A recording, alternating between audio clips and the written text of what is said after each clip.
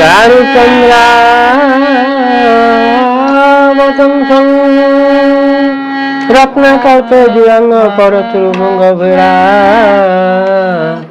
भीतिहस्तं प्रसन्नं चर्मासीनं समुदातसुतमणं कृत्तिवासं पिनाकं विश्वज विश्वभंजनि खलभयरं पंचवक्रं त्रिनेत्रं शंकर भगवान की जय। 33 कोटी देवता को जय। मोर प्रिय श्रोता बंधु मान को जय। झंकड़वासिन माँ शरण को जय। मोर प्रिय श्रोता बंधु आज आपण मैंने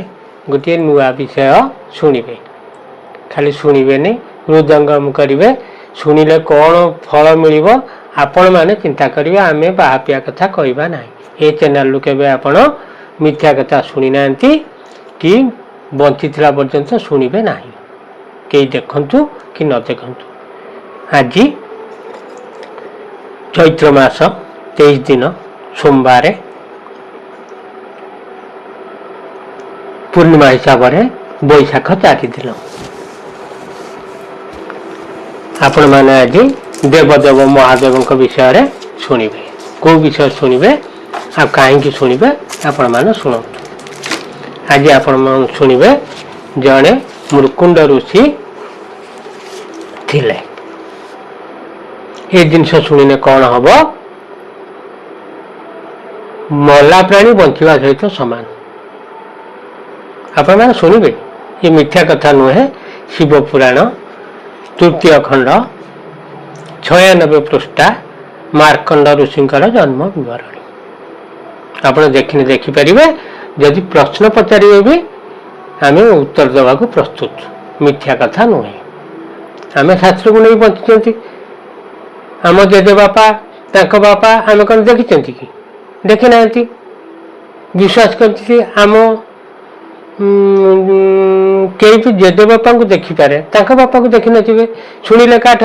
जेजे बापा ठार शुणिले आम पिता पाखर शुणिले यही तो विश्वास शास्त्र पुराण को लेकिन विश्वास आम करवा। शंकर भगवान थिले आम तो शंकर भगवान को देखी ना विष्णु विष्णु विष्णु धवलमय विष्णु आम तो जी विष्णु देखुं नारायण शंकर चक्रधारी राम नारायण कृष्ण भगवान ये सब कला धवलमय विष्णु आम देखी ना ये सब अवतारधारी तेणु आम विश्वास करवा शास्त्र तेणु मार्कंड ऋषि जड़े महान ऋषि तेजियान ऋषि आपण मैंने मन देकी शुणे दरखंडिया करेंगे ना कहीं ये हूँ शंकर भगवान कथा मला मनीष को बचेदेला बाला आउ जी मर्यादा पुरुष राम जन को मारी जन को बचई आपण मैंने शुणी थे आज तो कहवा कथा नुहे शुणी कृष्ण भगवान बचई ना किंतु अंध को चक्षुदान देते वर्तमान जगन्नाथ महाप्रभु किंतु शंकर भगवान सबुठारु सान भाई ब्रह्मा विष्णु महेश्वर ब्रह्मा है बड़ विष्णु तो विष्णु मझे शंकर भगवान है सान किंतु पावर तंकर बहुत है युद्ध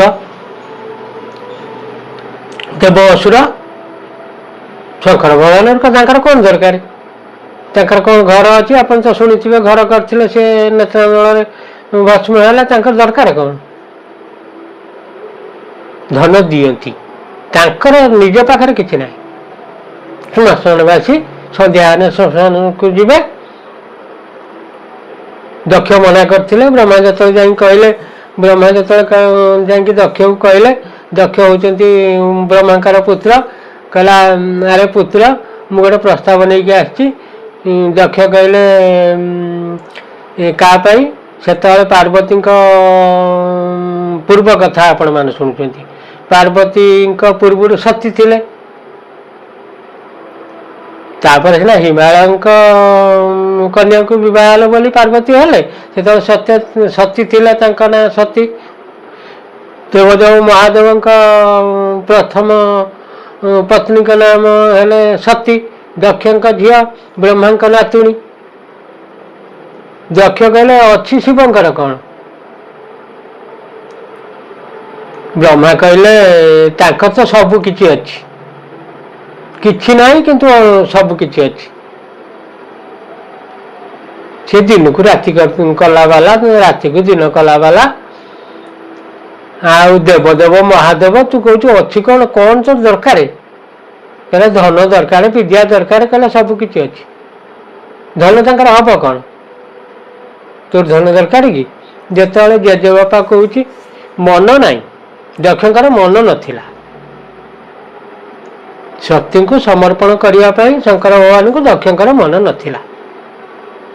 इच्छा विरुद्ध एड़े डरुची बापा अभिशाप देदेव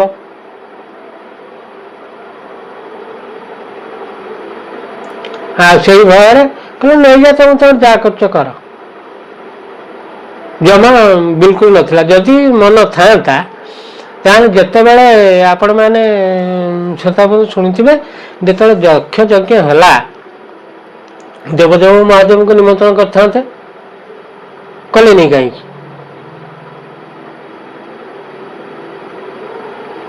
जदि न कले खुशी दिने विहरण करते सती देवी देवदेव महादेव पार्वती देवी देखिले देवदेव महादेव से छाड़ू कि न छाड़ू बाप घर को झील मानकर निश्चित भाव आशा थाए विवाह होइकी आसबे कौन तांको तो निजे स्वयं ब्रह्मा पार्वती की आनी आणिकी कहले जेणु बड़ भाईटा सान भाई विवाह ठीक कर ब्रह्मा आनले कहले कन्याटा आनी कहला तुम बड़ भाई कन्याटा आनी मु मना करें ना देखिकी देवदेव महादेव बहुत खुशी हेले सती सती सी तो विश्वर सती आउ मना कर कि सर्वसुलक्षण अच्छी आउ देवदेव महादेव मना कर कहीं आनले विवाह बेले आप शुणुवे देवदेव महादेव विवाह खाली काणी आंगुठा देखाला ब्रह्मांकर तो नातुणी हम निरेखिकी चाहूले देखला बेलू रेत परित्याग हो गला एते सुंदरी सतीदेवी आप देखी है शंकर भगवान पार्वती देवी आनंदर विहरण करुता से तो आनंदमय जगह कहले स्वामी गोटे कथा कहती कहले गोटे कहीं सती 10-20टा कथा कहूना सब कथा रखी आपण मैंने भोला महेश्वर कहती देदेवे किसी आप सामान्य पूजार संतुष्ट होदेवे बर आपण को शुणुवे धीवर को बर देले ये देले थरे नंदी कहते कहले बापा आउ तमे आखु ताकू बर दे मत दिंत नहीं ना कहीं कहले आपण शुणुवे देवदेव महादेव को रावण तपस्या करथला दिने नुहे अधे नुहे 10,000 वर्ष उग्र तप तपस्या करथला करिकी पाईगला बर देवदेव महादेव बर देदेले कौन पूरा अमर बर मागिकी नहीं गला रावण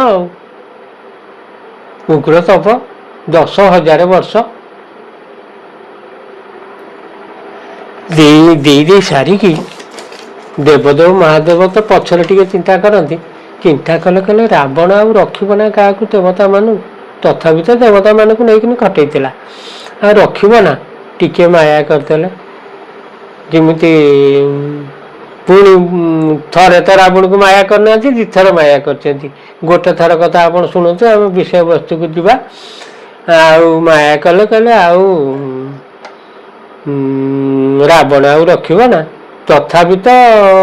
56 ଗଣ୍ଡା ଯୁଗ ମାନେ ଅମର। 56 ତିରି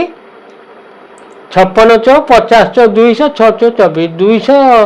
224 ଯୁଗ। ସତ ତ୍ରେତା ଦ୍ୱାପର କଳି। ଆଉ ରଖିବ ନା ସେ କିଛି। ତଥାପି 14 ଗଣ୍ଡା ଯୁଗ ଭୋଗ କଲା ରାବଣ। ଆଉ ଯେଉଁ ସୀତାଙ୍କୁ ହରଣ ନ କରିଥାନ୍ତା 56 ଗଣ୍ଡା ଯୁଗ ବଞ୍ଚିଥାନ୍ତା। ଦେବଦେବ ମହାଦେବ ଟିକେ ମାୟା କଲେ, କହିଲେ ରାବଣ ଫେରୁ। ରାବଣ ଚିନ୍ତା କଲା ଅମର ହେମି, ଦେବତା ବି ତ ମରନ୍ତି, ଆଉ ବହୁତ ଚିରଜୀବୀ ହେବି। ହଉ ଠିକ ଅଛି, ଆଉ ମୋର ତ ମରଣ କଥାଟା କାହିଁ କହିଲେନି, ମୃତ୍ୟୁଭୋଜଟା।